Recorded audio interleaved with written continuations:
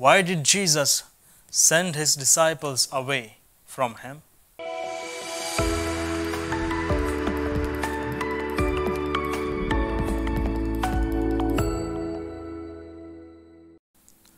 My dear brothers and sisters in Jesus Christ, our Good Shepherd came in search of the sheep here on earth. The compassionate Lord quenches the hunger and thirst of our body and soul. After satisfying the hunger of the crowd, Jesus immediately sends his disciples away before he dismissed the crowd in today's gospel. A question may arise in our minds. Why did Jesus send his disciples away from him? Mark does not tell the reason, but we have an explanation in John's account of this incident. St. John tells, after the crowd had been fed, there was a move to take Jesus and make him a king against his own will. He did not want his disciples to get influenced by this thought of making Jesus a political king. So Jesus sent his disciples first, otherwise they would have been inflamed by this moment, and then he calmed the crowd and sent them away. When the crowd too went away, he was alone. He went up to a mountain to pray.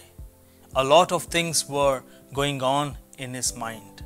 Orthodox people were hostile. There was a crowd who wanted to make him a political leader, a nationalistic messiah. At this moment, there were many problems on Jesus' mind and many burdens were on his heart. Therefore, he was alone with his Father for some hours. About 3 o'clock in the morning, Jesus looked from the mountain across the lake. There he saw his disciples who were struggling to reach the other side because of the heavy wind. When Jesus saw his disciples were in trouble, his problems were set aside. The moment prayer was past, the time for action had come. He went to help his friends. That is the essence of our Savior, dear friends. He left the heavens to save us. The cry of the human need to him surpasses all other claims. His disciples needed him and he was there.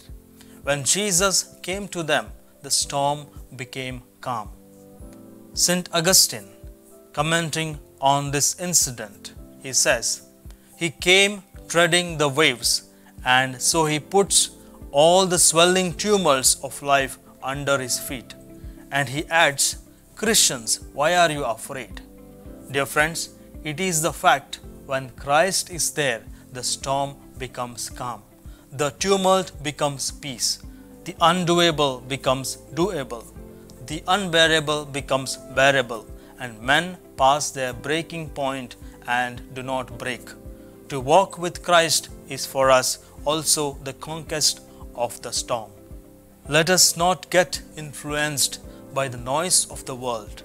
Rather, find peace in spending time with the Lord in silence, by reading and reflecting His Word, experiencing Jesus walking with you in all your troubles and temptations to hold you up and calm the storm. Amen.